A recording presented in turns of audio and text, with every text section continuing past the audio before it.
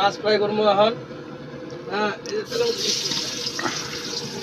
মাছ fry করতেছি গাড়ির ভিতরে বইয়া।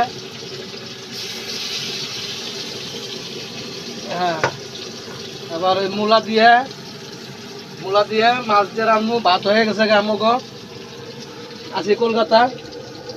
হ্যাঁ, ভাড়া ছাড়া আন্তরি হয় নাই। কালকে লোড হয় না হয় তার কোনো গ্যারান্টি নাই।